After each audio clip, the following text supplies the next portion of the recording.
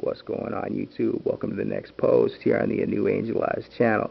And for this post, I'm going to talk about U.S. doctors' criminal actions.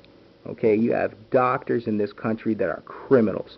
And when I say doctors, I put doctors in quotes because in my mind, they're not doctors anymore. Because once you stop practicing medical science, once you stop going by the scientific method, once you stop using evidence to deal with your patients, and you go off your own bias, you go off your own opinions, you go off political correctness and bureaucracy, you're not a doctor anymore. You're not practicing medicine at that point. Okay? And so these doctors, they're committing criminal acts all across the country, and these criminal acts legally meet UN definitions. Go figure, because they're crimes. The first one is torture. You have a situation where you have the government, using their legal powers, and the medical system using their corporate authority and their monopoly on narcotics. Okay, those systems and these people, right down to the doctor sitting next to you in the office, taking away your medication for no reason. Okay, they are acting in an official capacity, using intimidation and coercion tactics to deny pain medications, thereby deliberately inflicting continuous pain and suffering. Okay, and when you have any situation where you have people acting in an official capacity, inflicting continuous pain and suffering, that is the UN definition of torture. And you can look it up for yourself. Okay? Number two. Actually, before I get into number two, the first doctor that was arrested, and I'm talking about a real doctor. I'm talking about a good, ethical human being, and that's Dr. Horowitz. Dr. Hurwitz, who was the first doctor arrested for prescribing opioids. He was the first casualty of this opioid epidemic on the doctor's side. He told the court, he said, if I don't prescribe these medications to my patients, that is tantamount to torture. He's quoted as saying that. I just wanted to point that out. That was a real doctor. That was somebody who went by the scientific method, and somebody who practiced medicine. Number two, genocide. And you may be saying to yourself, oh, I knew you're going a little too far with that. But you know what? I consider chronic pain patients to be a national group. You've got 100 million people in this country who have to deal with daily pain. And for those of us in severe enough pain, okay, by denying us our medication, you're denying our right to exist. Right now, as I'm speaking, you're having chronic pain patients who are getting their medication cut, and they're committing suicide. Okay?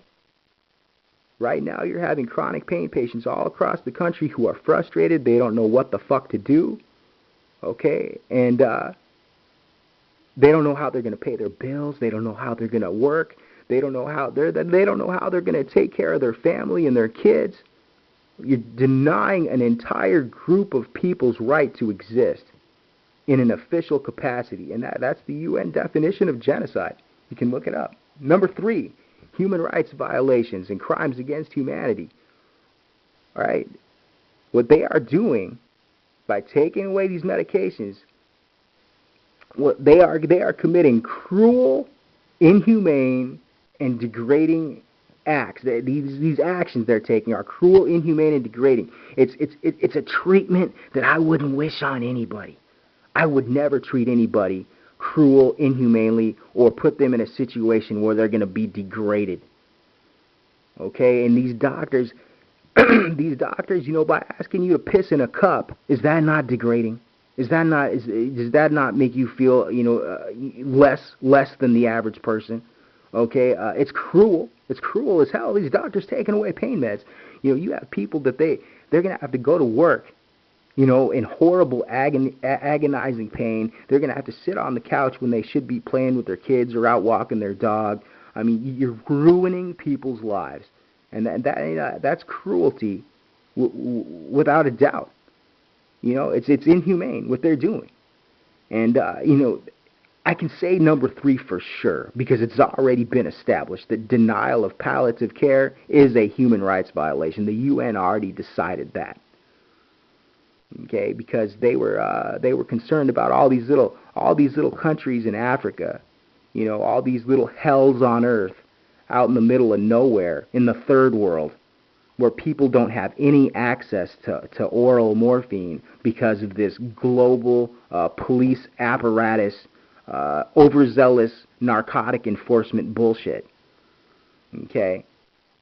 So yeah, if it applies to people out in the middle of Africa, if it applies to the third world, why doesn't that apply to us here in America as chronic pain patients? Number 4, medical ethics violations. Okay? These doctors taking away legitimate chronic pain patients' medication. Okay?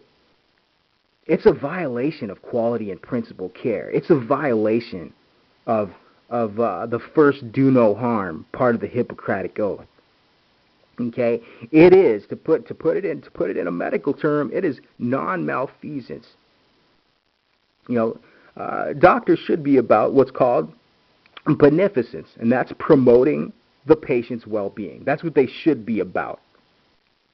But when you take away a person's ability to function, when you take away a person's ability to participate in society, when you restrict their autonomy, okay, you're abusing the patient. You're harming the patient.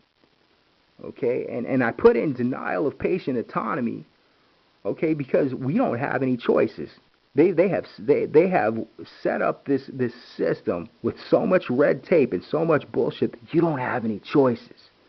Okay, you can either accept the taper, you can either accept it or accept it or walk up the door and get nothing and end up in withdrawal because they are the only legal source of our medication. Number 5. A violation of the first 2 UN drug control treaties, right? The first one, which was the Single Convention of Narcotic Drugs, as well as the Convention on Psychotropic Substances. And both of those assure the availability of narcotics for medicinal reasons. Okay? They assure it. They say it's a violation to not have those. You have to have narcotics for people who are dying, for people who are in severe pain. Okay? And I mean, it's so clear cut on that one. I just don't see how you can even argue against that. Number 6, and I debated putting this one on here because I was talking about international law, but I wanted to throw in the 13th Amendment. I want to talk just a little bit about U.S. law. Okay, the 13th Amendment has to do with involuntary servitude, and for people who are having to bow down involuntarily under duress, being coerced against their will, it's a form of slavery, is what it is. Okay, when you don't have a choice, okay, you have a chemical dependency. You have a situation where the doctors are using your physical pain. They're using your physical infirmity as a weapon. Okay, it's figuratively speaking, it's like a gun against your head. They're using your pain as a weapon, saying you need to do this or else. Okay, or else we don't give you shit. Or else we're gonna just and see in the long term they're gonna ruin your life anyway because they're gonna slowly take it away bit by bit until you fail. But basically the whole situation is contract bondage, and this mandatory titration bullshit. It's just wrong. It's just wrong.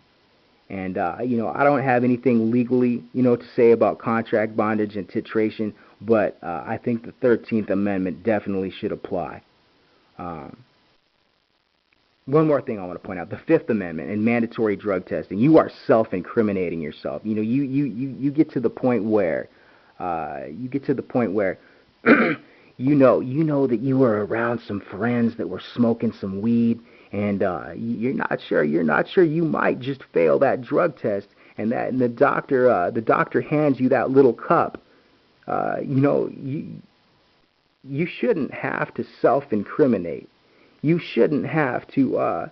That shouldn't be a mandatory thing and I'm not. And with that, I'm talking about in general in the United States. That's unconstitutional, and that doesn't have. I mean, that has to do with a lot of different areas in society. But so I mean, you can argue about the sixth, but as far as 1 through 5, as far as torture is concerned, genocide, as far as human rights and crimes against humanity, as far as medical ethics violations, and violation of the first 2 drug control treaties, I mean, I think that's pretty solid. That's a pretty solid argument to say that these doctors taking away pain medication for no reason. It's a criminal act, and they should have to stand. Everybody, all the way from the top, all the way from the Trump Opioid Commission to the DEA to the people that wrote the CDC guidelines, everyone right down to your doctor should have to stand before a criminal court and be given punitive measures up to and including losing of their license, up to and including spending time in prison for what they've done to people, especially the doctors that have tapered people down to the point where they've killed themselves.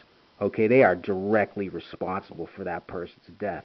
And one more thing I want to say about doctors, okay, if there is any doctors listening to this video, which they're probably not, one more thing I want to say is, the doctors are the ones bringing the shit into reality. They're the ones manifesting the injustice and the evil into reality, because they're the ones taking the actions. Okay, the politician just writes some shit on a piece of paper. Okay, it doesn't really affect their karma as much as it does the doctors, because the doctor is the one manifesting it into reality. Okay, and as far as karma goes, I don't even believe in it. I know that shit exists because I've seen it happen so many times. So to all the doctors taking away good patients' pain medication for no legitimate reason, don't be surprised when some horrible shit gets thrown your way, when the universe throws you a curveball, because it all comes back to you. You want to throw out fucking evil seeds. Well, don't be surprised when evil happens in your own life. You want to make your bed, with malice. You want to make your bed with iniquity. You want to fuck over others. You know what? You're gonna have to lay down in that bed. Okay? You're gonna have to. You reap what you sow. It's cliche, but it's true.